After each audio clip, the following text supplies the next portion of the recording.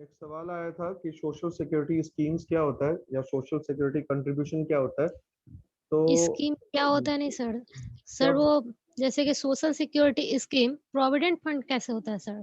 जैसे लिखा हुआ है इसमें contribution, employees contribution to social security schemes such as provident funds are also part of compensation of employers. Compensation of employees होगा। Yes sir, employees.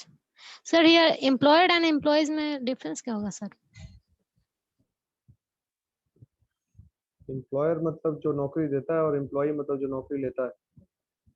अच्छा, नौकरी प्रोवाइड करने वाला और उसका, okay sir, okay sir. Social security contribution का मतलब हुआ कि जब कोई आदमी कहीं काम करता है तो उसके रिटायरमेंट के बाद उसका एक उसके सैलरी से एक फिक्स्ड अमाउंट अलग किया जाता है, जिसमें कंट्रीब्यूट किया जाता है उसके द्वारा भी और सरकार के द्वारा भी कंट्रीब्यूट किया जाता है। सरकार के द्वारा इन द सेंस कि अगर वो गवर्नमेंट एम्प्लॉय है, और अगर प्राइवेट एम्प्लॉय है तो प्राइवेट कंपनीज के द्वारा उसमें कंट्रीब्यूशन किया जाता है। तो ये एक मतलब इनकम टैक्स के तहत एक रूल है और प्रोविडेंट फंड का एक एक्ट भी है जिसके तहत इन सारे कंट्रीब्यूशंस को करना कंपलसरी है। लेकिन हाल फिलहाल में कुछ इसमें चेंजेस किया गया है कि अगर किसी एम्प्लॉय की सैलरी इतने से नीचे है तभी वो मतलब कंट्रीब्यूशन कंपलसरी होगा। अगर उससे ऊपर है, एक particular threshold limit of income के बाद से अगर उसका इनकम ऊपर है तो प्रोविडेंट फंड में कंट्रीब्यूशन ऑप्शनल है। लेकिन अगर इम्प्लॉय कंट्रीब्यूट करना चाहता है तो एम्प्लॉयर को भी कंट्रीब्यूट करना पड़ेगा। If the employee so wants then employer also has to contribute. तो प्रोविडेंट फंड बेसिकली क्या होती है, इसकी हिंदी होती है भविष्य निधि। इसकी हिंदी होती है भविष्य निधि, मतलब वो एक रिटायरमेंट के ऐसी बाद जमा मिलती है, यस सर। राशि, एक ऐसी जमा राशि जो भविष्य जब आप मतलब सेवानिवृत्त हो जाते हैं तो सेवानिवृत्ति के बाद चूंकि आपने इतने लंबे समय तक अपना वो सर्विसेज को योगदान। प्रोवाइड किया है, रेंडर प्रोवाइड किया है, तो इसलिए उसके बाद आपको एक मुश्त राशि मिलती है। तो उसी को कहते हैं प्रोविडेंट फंड। अब ये प्रोविडेंट फंड में भी अलग अलग सर ये चीजें पूरा होती हैं। हिंदी भी समझ नहीं प्रोविडेंट आ रहा है। ये जो प्रोविडेंट फंड है, इस प्रोविडेंट फंड में है क्या कि इसमें आपको आ, दो तरीके से आपको पैसा मिल सकता है।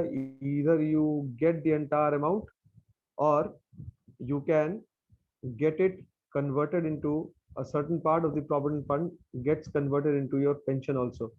तो वो उसको हम लोग कम्यूटेशन वगैरह कहते हैं। और किसी को कोई दिक्कत है इनकम मेथड में? किसी और को कोई दिक्कत है?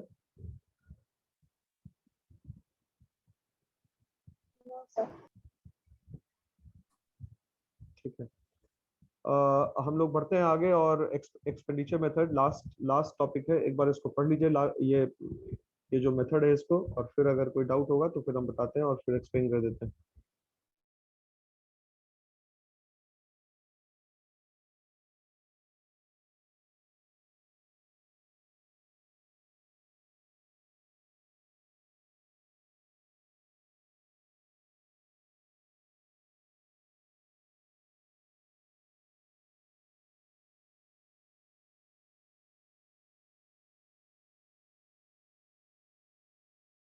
सर मिक्स्ड इनकम भी तो इनकम मेथड में ही इंक्लूडेड है ना? हाँ, इनकम मेथड में इंक्लूड मिक्स इनकम भी इनकम मेथड का ही पार्ट है। Okay sir. एनडीपीएफसी आएगा जब compensation of employee operating surplus और मिक्स्ड इनकम जुड़ेगा तभी आएगा। Yes sir.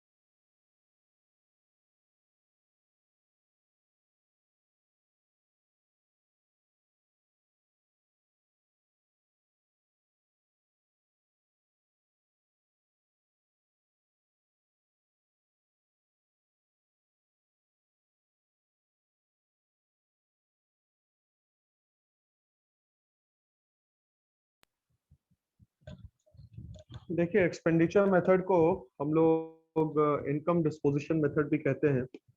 और ये जो इनकम डिस्पोजिशन मेथड है, इसका मतलब हुआ कि जो आमदनी मतलब अर्जित की गई है, the income which has been earn now is being spend in the market for being satisfied और गेटिंग सेटिस्फैक्शन। तो ये जो एक्सपेंडिचर मेथड से हम लोग नेशनल इनकम को कैलकुलेट करेंगे, the thing that is to be noted is कि ये जो एक्सपेंडिचर होगा, it will not be on intermediate goods, it will be only on final goods. So if you are considering expenditure for the purpose of calculating national income, only those expenditure must be taken into account which are made on final consumption या final goods. तो ये जो expenditure method है, this expenditure method is also known as income disposition method. Income disposition method का मतलब हुआ कि एक ऐसी आमदनी जिसको हम लोग डिस्पोज ऑफ करते हैं, जिसको हम लोग खर्च करते हैं। Income are not meant for being saved, rather income are meant for consumption। जैसा हम लोगों ने marginal propensity to consume वगैरह में पढ़ा कि जितना ज़्यादा consumption होगा, money उतना rotate करेगा, circular flow उतना बढ़ेगा और income का generation और ज़्यादा होगा। तो ये जो एक्सपेंडिचर मेथड है, अगर इसमें आप लोग कौन कौन से आइटम्स को फॉलो करेंगे कि कौन कौन सा आइटम इंक्लूड किया जाएगा एक्सपेंडिचर मेथड के तहत नेशनल इनकम के कैलकुलेशन में, तो सबसे पहला है प्राइवेट फाइनल कंजम्पशन एक्सपेंडिचर, जिसको हम लोग सी वर्ड से इंडिकेट करते हैं, सॉरी सी लेटर से इंडिकेट करते हैं। और वो जो मतलब ये है क्या private final consumption expenditure? Expenditure made by the individual consumer और the private consumers on day to day life spendings.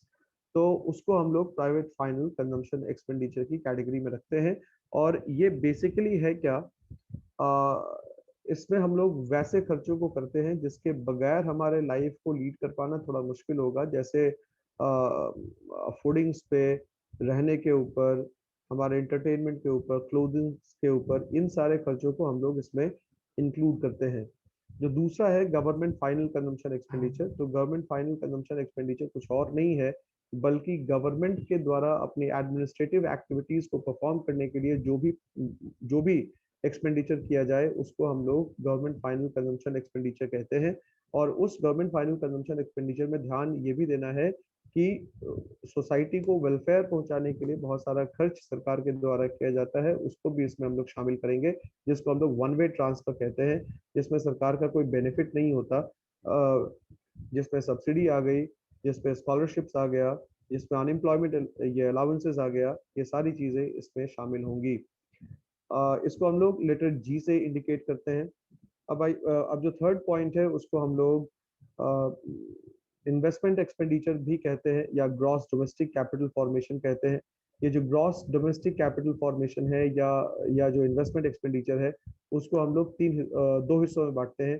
पहला है gross domestic fixed capital formation. ये फिक्स्ड कैपिटल फॉर्मेशन का मतलब जब किसी भी इकोनॉमी में फिक्स्ड एसेट के क्रिएशन के ऊपर, लॉन्ग टर्म एसेट्स के क्रिएशन के ऊपर खर्च किया जाए तो उसको हम लोग gross domestic fixed capital formation कहते हैं। और दूसरा है चेंज इन स्टॉक। ये जो चेंज इन स्टॉक है वो रॉ मटेरियल का चेंज इन स्टॉक नहीं है, वर्क इन प्रोग्रेस का चेंज इन स्टॉक नहीं है, क्योंकि इनको हम लोगों को कंसिडर ही नहीं करना है, इंटरमीडिएट गुड्स को कंसिडर नहीं करना है, इसलिए रॉ मटेरियल और work in progress will not be considered. तो only those change in stock means change in stock of final goods, and that too final goods of capital stock nature. जो capital stock nature का goods है उसको हम लोग इसमें consider करेंगे। तो अब जब हम लोग स्टॉक ऑफ फाइनल गुड्स के चेंज में और ग्रॉस डोमेस्टिक कैपिटल फॉर्मेशन या फिक्स्ड कैपिटल फॉर्मेशन, जब इन दोनों को जोड़ेंगे तो ग्रॉस डोमेस्टिक कैपिटल फॉर्मेशन आएगा, जिसको हम लोग इन्वेस्टमेंट्स भी कहते हैं। और फाइनली है नेट एक्सपोर्ट्स। नेट एक्सपोर्ट्स का मतलब हो गया change in the value or the expenditure of export to be made by the economy. It is the difference between the amount of expenditure made and the amount on the expenditure made on exports and the amount of expenditure incurred on imports.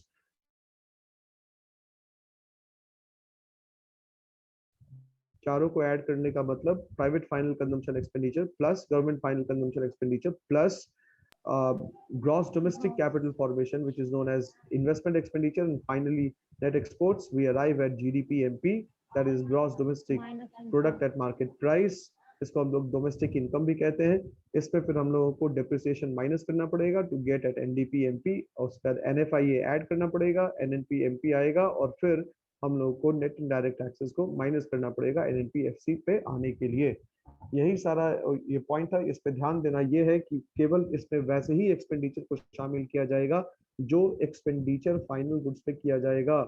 जो expenditure intermediate consumption पे होगा और raw materials वगैरह पे होगा या work in progress पे होगा, उसको हम लोग शामिल नहीं करेंगे इसमें। तो नेशनल इनकम का रिवीजन कंप्लीट हो गया मेरे ख्याल से। इसमें अगर किसी को कुछ डाउट पूछना है तो बोले।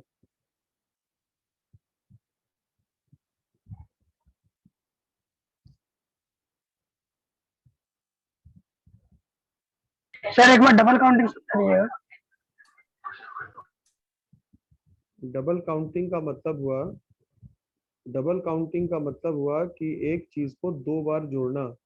तो वैल्यू एडेड का मतलब होता है कि आप इंटरमीडिएट कंजम्पशन को एक्सक्लूड करते हैं। जो एक किसी दूसरी इंडस्ट्री का आउटपुट होगा वो किसी दूसरी इंडस्ट्री के लिए इनपुट का काम करेगा, और वो इनपुट उस इंडस्ट्री का जो जो सेकेंड इंडस्ट्री होगी उसके वैल्यू ऑफ आउटपुट में शामिल होगा। इसलिए हम लोग इंटरमीडिएट कंजम्पशन को माइनस करते हैं। इंटरमीडिएट कंजम्पशन को माइनस नहीं करेंगे तो एक ही चीज को दो बार, तीन बार, चार बार जब आप ऐड कर देंगे तो उससे नेशनल इनकम का सही वैल्यू आप निकाल नहीं पाएंगे। ये एक एग्जैजरेटेड वैल्यू को देगा जो कि सही एस्टिमेट नहीं होगा नेशनल इनकम का। डबल काउंटिंग का मतलब इससे हम लोग निपटते कैसे हैं। डबल काउंटिंग का जो जो फॉर्मूला है, डबल काउंटिंग इज मतलब उस वैल्यू एडेड से हम लोग इसको दूर कर सकते हैं। Value added is equal to value of output minus intermediate consumption. Value of output को फाइंड आउट आप कैसे करेंगे, सेल्स में आप चेंज इन स्टॉक को ऐड कर देंगे। तो ये जो इंटरमीडिएट कंजम्पशन है उसको हम लोगों को एडजस्ट करके डबल काउंटिंग के प्रॉब्लम को सॉल्व कर लेते हैं। Something else? सर चलो ठीक है, ओके।